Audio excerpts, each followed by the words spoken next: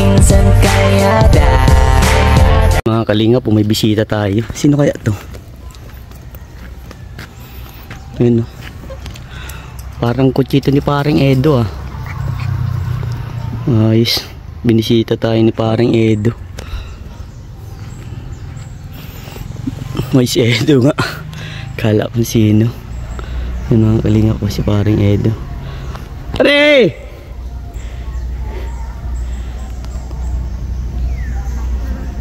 Kalingap, papunta sila dito. Binisita po ang ating kubo. Yan. Malaga kong galong aso. Mga kalingap.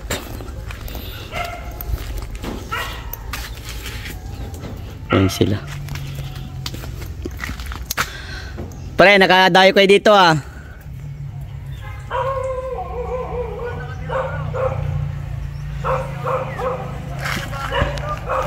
Ano bro?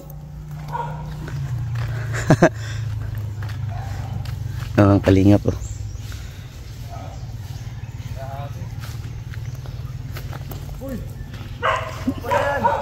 Grabe, kala ko ako natangi scout mo bro, nakapunta ka dito. Scouting ko, ang bihira itong bahay natin, nakita ko sino kayo nakatira sa bahay doon, malayo. Pambihira. Tuloy kayo bro, tuloy. Ang ganda Ha? Bro, sana kanina to, sa'yo? Oo. Ang ganda Bro, ang lupit. Promise, ang ganda. Hulugan pa ito. Ang ganda nitong ano mo dito kubo-kubo. Kumbagaan ito ni mama din. Naghuhulog. Bro, ang ganda ng pagkagawa ng ano mo. Malapit, malapit. Ang ganda Saka, yung pagkadali ang sulig. Ayos yan bro. Hindi siya binasang-basang ang pagkadali. Ang ganda. Kasi wala pang gamit bro. Magkano ba yan? 100 plus yan bro. Yan, may ilaw yan. Ang matibay May kuryente na, nagpakabit na tayo. Kasi wala ko ba itong higaan? Wala pang higaan, walang pambili bro Tampay mo na kayo dito. Grabe, nakabisita kami sa hacienda ni Vincent. 150 square meter. Siya? Pwede yun. Grabe. Eh di sa'yo itong bungan na yan Yung collection ko po. Wow, may collection ka. Grabe. Gano'n na ito pagkatagal bro? Hulugan pa ito bro. Itong bahay, kamakailan lang. Dapat kasi ito doon sa tinutulungan ko. Kaso nag-ayaw na. Umayaw. May mga ganun ba tao? Pag ayaw na, hindi pilitin. Bakit umayaw? Ayaw dito sa lugar? Ewan ko. Nalalayuan siguro or ano. Nalalayuan? Tsaka naisip ko na gano'n yung simula makausap niya yung magulang. Doon nagsimula. Kasi wala siya sa magulang. Tapos ganun nangyari. Pero sinayang. yan talaga. Kung ayaw magpatulong, hindi. Ayos lang. Sa iba na lang itulong. Ganito din papagawa mong kubo? Hindi bro, gusto ko yung parang may second floor. Ay grabe! Bahay na!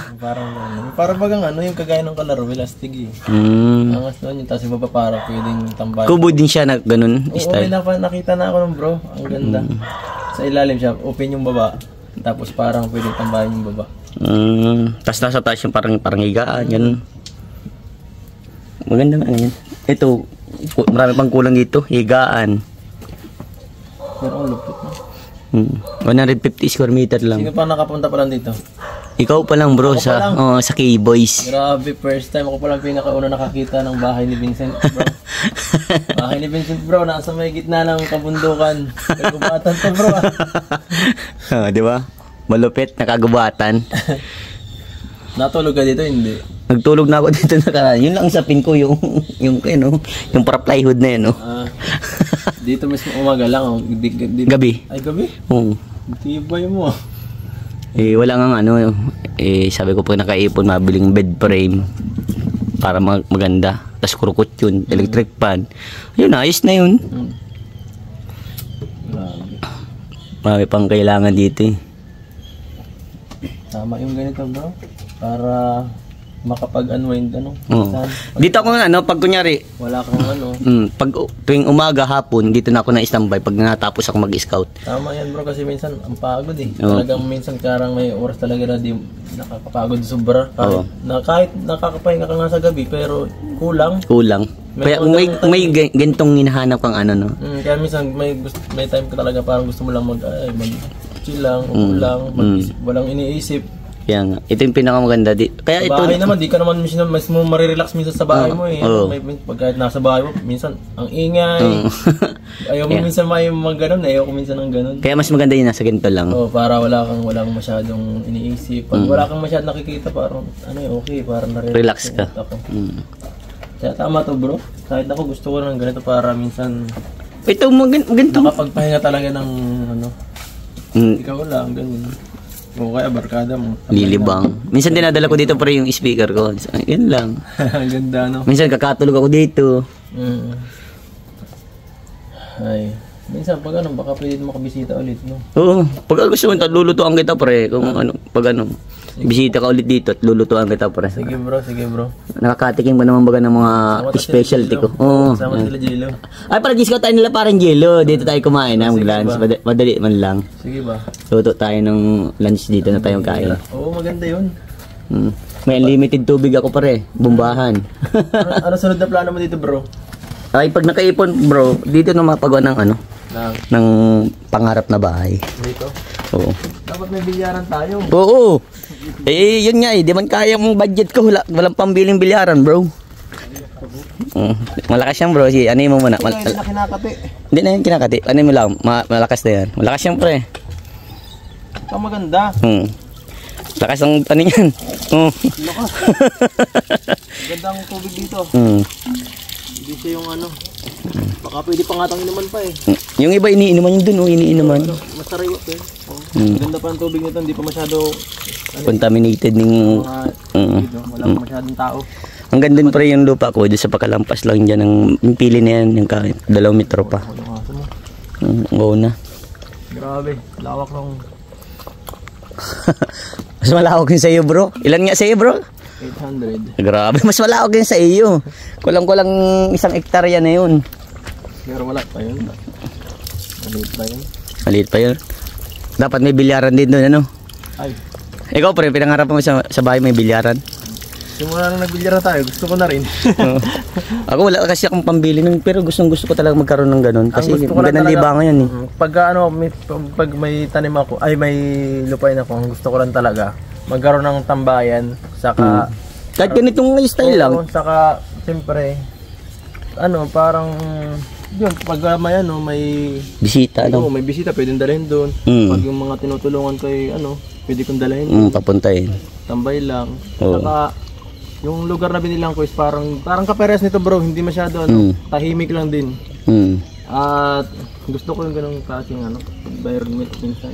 Oo. Tahimik lang. Saka ang plano ko talaga doon is pagkatapos ng kubo, gusto ko magkaroon ng magtanim-tanim doon. Yun ang pinaka-the best. Yo, kasi si Padre ay magsasakayin dati. Si papa mo. Oo, kaya medyo sanay ako dati sa mga ganun. Nakikita ko sa kanya. Natulong kami dati nung nasa bundok si Papa. Nag-aani ng kung ano. Sa bundok namin dati. Sa may masarap yung mga ganung style nakakalibang ganun. Kaya pag nakita mo sa bahay ko, kung nakapunta ka doon dati, may mga sa gilid namin, marami dong tanim. Kung nakikita mo doon sa bahay niyo mismo diyan sa diet?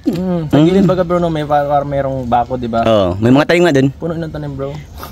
Sino nagagawa ng si mama mo? Ayun lahat. Papa mo? Oo. Mahilig sa mahilig kami farm. Sa tanim. Oo. Kasi mas gusto kong kainin yung sarili kong tanim mas masarap. Siya. Mas magandang ganun. Kaya nga nilakihan ko na para marami akong may magawa. Sitaw, talong, pitsayan. Tanim ka na kung ano puno dyan. Kalamansi, maganda yun. So salamat bro dahil nakabisita ka dito. Grabe, solid. Solid dito. Sa susunod bro, magsabi ka. Dito tayo magkain. Kaso dapat pa nagtambay ka na dito bro, may electric pan ako, mainit kasi walang electric pan. Hindi naman mainit eh. Pag yan naka-isa. Alas dos pala, di naman mainit kasi daming puno. Kaya nga. Malamig pa dito. Pero mas maganda pa din may electric pan. Sa bagay. Kasi pag galing sa pagod baga sa si scout. Sa bagay. Pero para sa akin, the best na. okay na to, magandang talaga. Kaya nga. Hindi na kailangan masyadong... Buti na pagawi ka dito bro. Saan ka galing? Sa sa vlog bro. Vlog kami sa mga tinutulungan ko. Yeah, okay. Ingat na dito ka. Kaya nga bro, salamat bro ulit. Grabe. No problem. Sa susunod ulit, Oo, ganda dito. Pag mag-chat ka sa akin pag madaan ka dito para makaluto ako ng masarap na pagkain. Oo. Siguro pag natin. Okay, pag sama-sama na nila paring Gilo. Oo. Tara. Next week. Okay, sige bro, salamat. Sige.